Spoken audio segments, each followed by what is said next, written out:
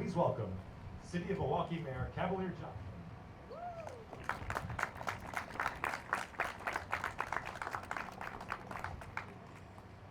Good morning, everybody. Good morning. Oh, thank you so much. It's a great day to be here to celebrate this incredible announcement from the United States Environmental Protection Agency. I want to thank Administrator Michael Regan for visiting our city yet again to deliver this great news. Also want to thank Senator Tammy Baldwin. Senator Tammy Baldwin. Thank you, Senator. And I want to thank Senator Baldwin for her continued leadership and partnership in helping to build a stronger Milwaukee, a stronger region, and a stronger state of Wisconsin. Thank you so much, Senator Baldwin, for being here. You know, we're grateful for the investment that's going to be announced here today. It's important to have additional testing and cleanup support at brownfields and historically contaminated properties in our community. And for years, the City of Milwaukee's strong partnership with the Environmental Protection Agency has delivered critical federal funding for brownfield remediation and redevelopment in neighborhoods all across Milwaukee. Today's announcement represents another extension of Milwaukee's successful brownfield redevelopment program, which is made possible through ongoing support from the U.S. EPA. Milwaukee's residents, our businesses, and families continue to witness the benefits of our brownfield remediation efforts to this day, as EPA funding has supported a wide variety of redevelopment projects all across the city of Milwaukee. From large-scale brownfield redevelopment projects like the nearby Century City Business Park to innovative outdoor spaces like Green Tech Station and the many of our community partners here today that work to revitalize. Milwaukee has utilized EPA brownfield funding to create jobs, to expand access to affordable housing, and to enhance quality of life in neighborhoods, again, all across Milwaukee, all across the city. Now, the surrounding neighborhoods that we're nearby today, they're not here for nothing. They grew up around this place. They grew up around what historically was the A.L. Smith complex here. And as we continue our work to develop Century City, we again have the opportunity to make a positive, outsized impact on the surrounding community around the business park. And while there's a lot of opportunity for new development and job creation here, it's important to know that we've got a lot of committed partners who are here already on the ground, making a difference in neighborhoods all across the city of Milwaukee, including right here in this neighborhood. There are currently 8 businesses, along with the Milwaukee Department of Public Works, that operate out of the Century City complex, and over 500 employees who report to work here each and every single day. And we want to thank these partners for their efforts. So thank you guys. I know some of them are in the crowd here. Thank you. In particular, I want to thank Cheryl Blue and Bid 37 for their instrumental partnership with the city to acquire this property, and we look forward to working with them and other community stakeholders, including the Century City Triangle Neighborhood Association and the Sherman Park Community Association, to help determine the future potential for the site where we stand. And of course, I want to thank President Joe Biden. I want to thank Vice President Kamala Harris. I want to thank Administrator Regan. I want to thank the Environmental Protection Agency, the Wisconsin Department of Natural Resources, our partners in Wisconsin's congressional delegation. I want to thank our various federal, state, and local partners as well for their commitment and investment in Milwaukee's future. When I talk about thanking our congressional delegation, I want to thank 2 in particular. One is United States Representative Gwen Moore, certainly. But I really want to thank as well the one who's coming next up, the one that I get to introduce, the one who's fighting for Wisconsin every single day in the United States Senate. I'm talking about United States Senator Tammy Baldwin. Senator Baldwin.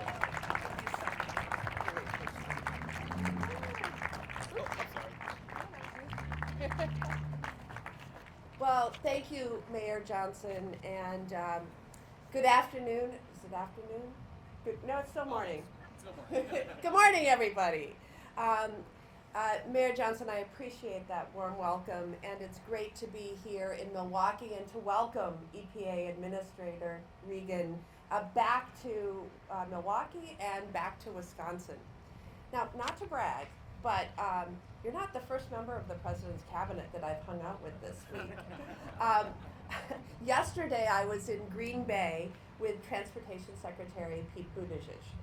And we were there to talk about how a $10 million investment from the infrastructure law is helping to create new opportunities at the Port of Green Bay, transforming an old power plant into a state-of-the-art port facility.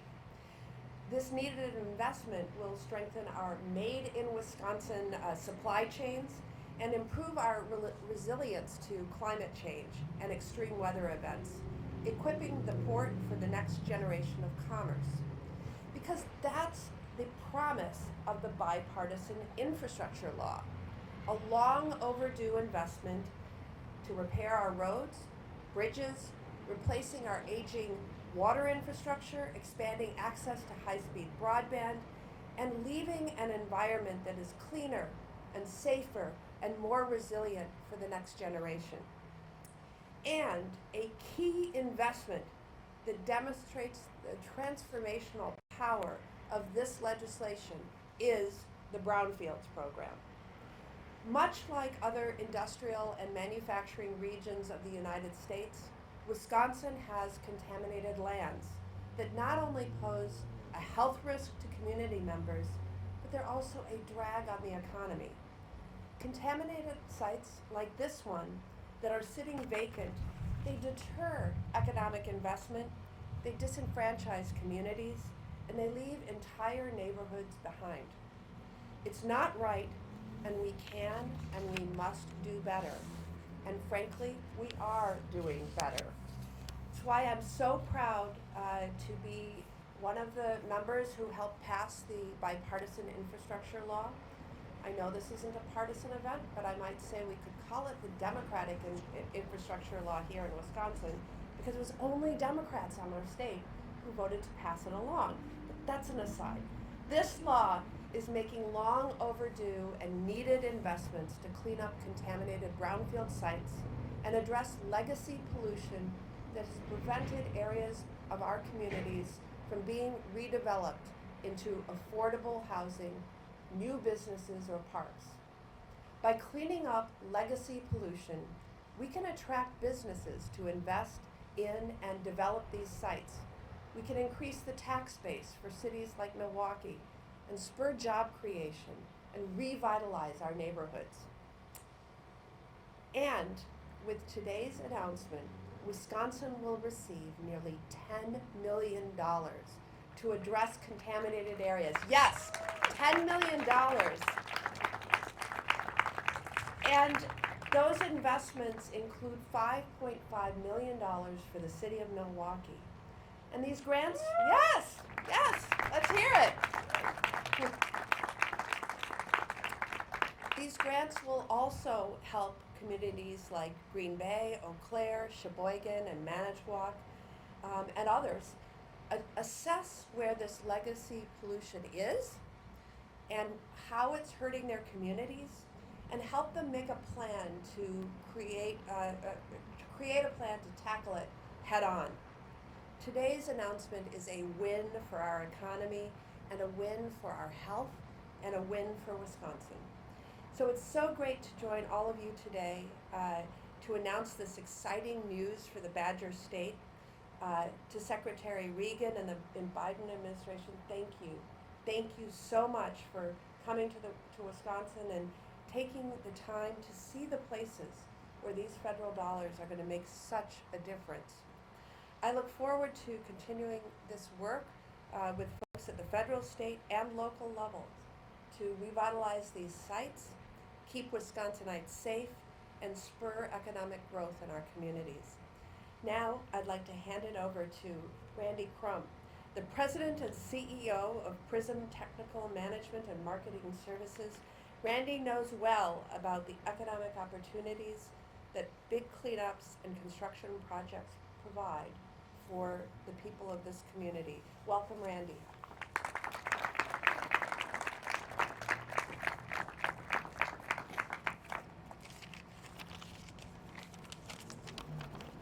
you, Senator, and good morning, everyone. Good morning. I'm proud to be here today representing many in this city who are second and third generation migrants. My parents were sharecroppers from Arkansas who came to Milwaukee around 1950 without an education, but a strong back and an even stronger work ethic. During the Great Migration, when our city had the highest standard of living for blacks in all of America.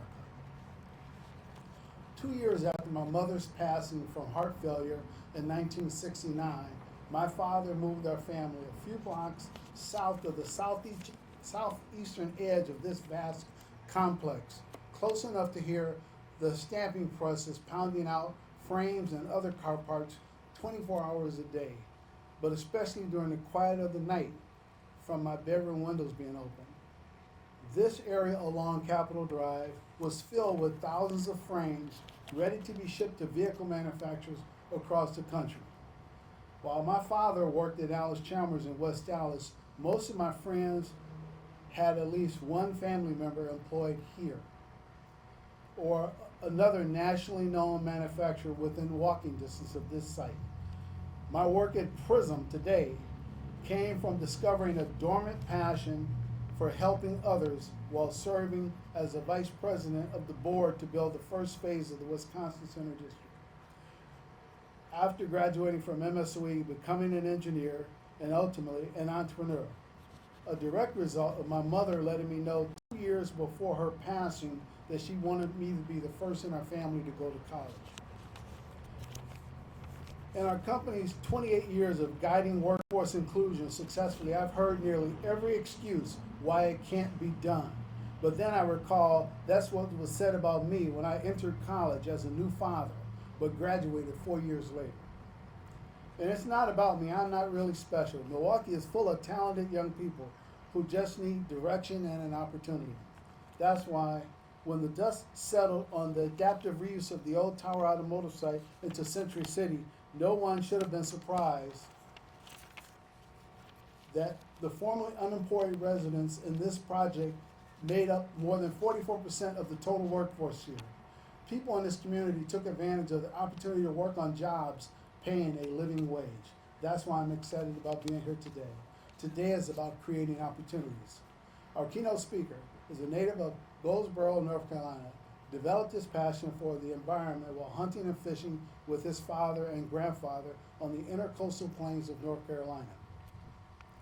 He is the son of two public servants. His mother was a nurse for nearly 30 years, his father a retired colonel in the North Carolina National Guard, a Vietnam veteran and former agricultural extension agent. When he was sworn in as the 16th Administrator of the United States Environmental Protection Agency on March 11, 2021, he became the first black man and second person of color to lead the U.S. EPA.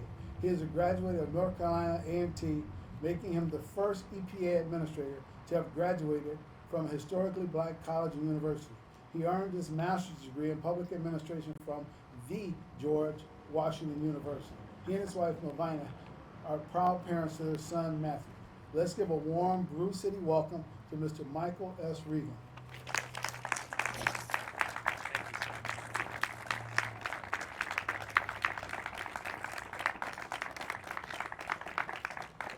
Well, good morning, everyone. Good morning. Thank you, Randy, for that very kind introduction. Randy says he's not special, but I tend to disagree.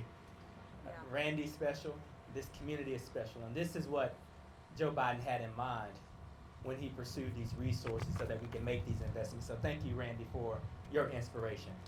It's an honor to join you all today. I want to thank the Redevelopment Authority of Milwaukee for hosting us. Senator Baldwin, it's great to see you again. We're so grateful for Senator Baldwin's leadership in Washington, D.C. The people of Wisconsin could not have a better representative than Senator Baldwin.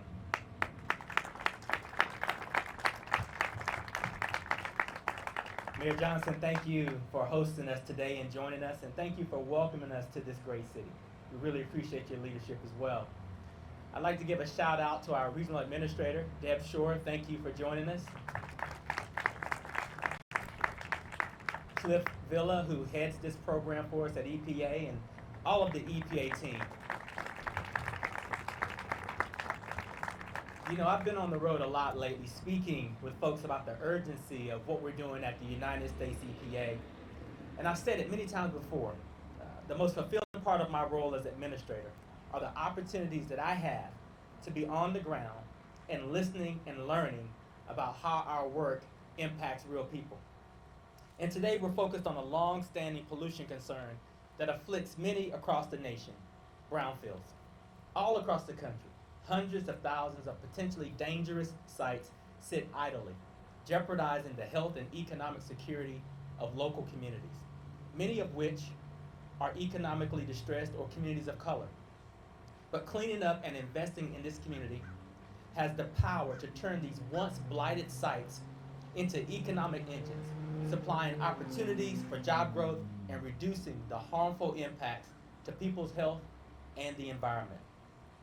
That's why today I'm excited to announce a historic investment of over $315 million to support the development of brownfields all across the United States of America.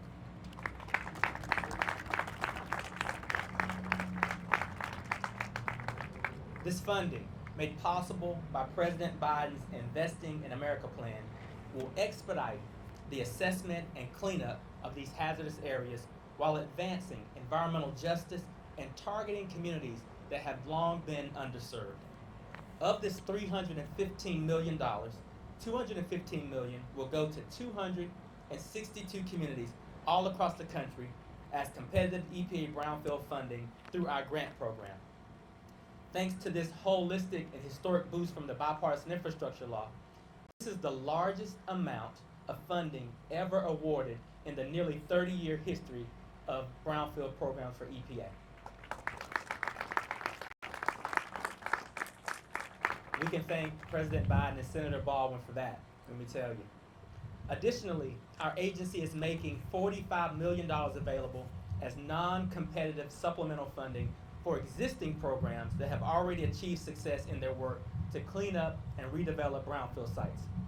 We're also significantly expanding our technical assistance opportunities with more than $55 million going to specialized technical knowledge, research, and training that will help guide stakeholders through the brownfield assessment, cleanup, and revitalization process.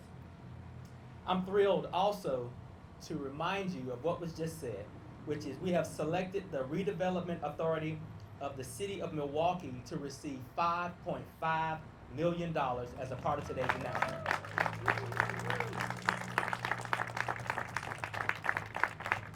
You see, this very site is now being transformed into a diverse hub for innovation, manufacturing, and economic opportunity. At this site, and this site cleanup will complement other EPA investments in the 30th Street Industrial Corridor, which is a key area of the cities disproportionately impacted by the presence of brownfields, delivering economic and public health benefits to the surrounding communities. This is what's possible through EPA's Brownfields and Land Revitalization Program. Redevelopment, local job creation, restored economic vitality, healthier people, and a healthier environment. Folks, today's announcement is life-changing for so many people all across this country, and it's environmental justice in action. Since 1985, EPA's Brownfields program has provided nearly $2.4 billion in grants, breathing new life into communities all across the nation and empowering these communities to address economic, environmental, and public health challenges that are brought on because of abandoned and contaminated areas. Our program provides an opportunity to ensure our neighborhoods are not just safe enough for our children to play in, but also strong enough for our children to grow up in and thrive in. It's an opportunity to deliver lasting change that directly impacts people's lives. An opportunity to strengthen our partnerships with Congress, with governors, with local leaders to ensure funding reaches the communities that need it the most. An opportunity to provide solutions that aren't developed from the top down, but from the bottom up. All of our work at EPA is guided by the fundamental belief that all people, regardless of the color of your skin, the community that they live in, or the money in their pockets, deserve clean air to breathe, clean water to drink, and the opportunity to live a healthy life. And folks, President Biden's Investing in America agenda ensures We are one step closer to a healthier and more equitable future for all. So thank you all for having us here.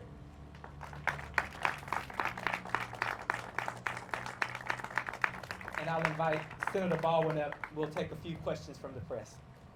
Please direct all hard questions to Senator Baldwin. So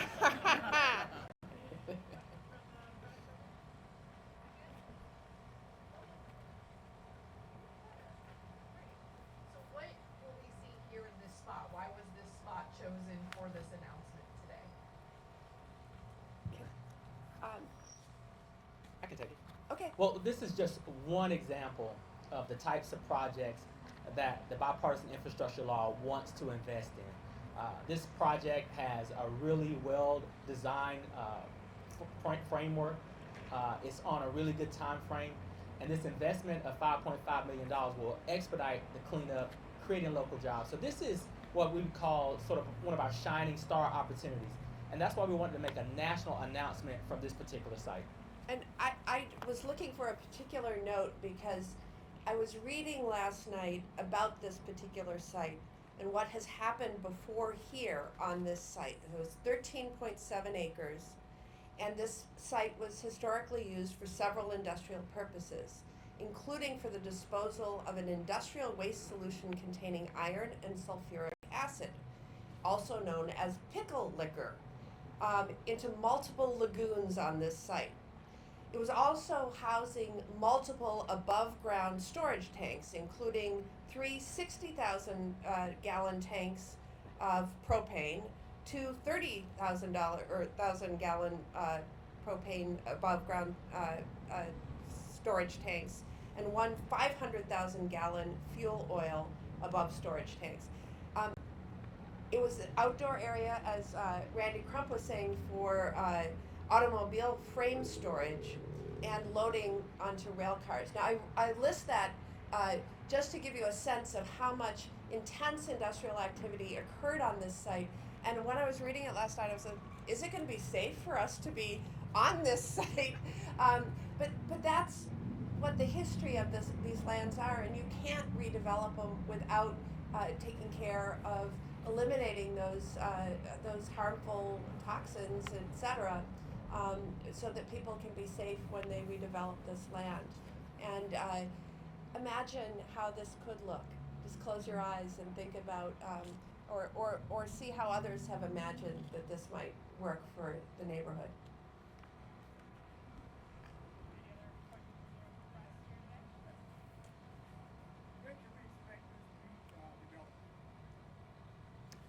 Well, I don't have the exact time frame, but what I can say is the $5.5 million puts it on a faster time frame than it would be otherwise.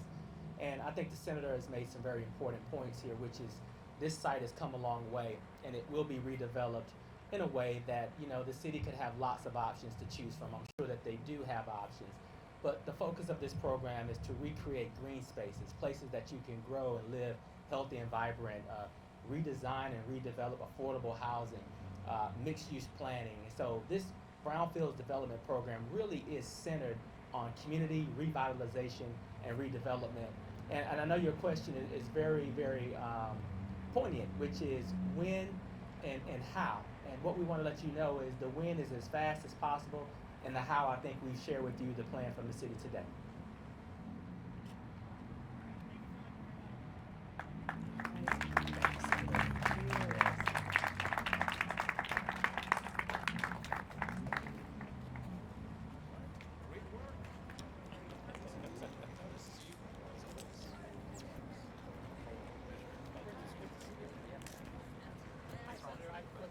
Thanks, man. Appreciate it. With the administration, really pushing the relationship that we have with the administration, saying, hey, my administration, let's make that happen. Only that keeps telling us, like, just like this announcement today, putting money directly into the hands of the city and not going to the state. That's right. And doing it that way, especially in the hands of the mayor. So we get stuff done.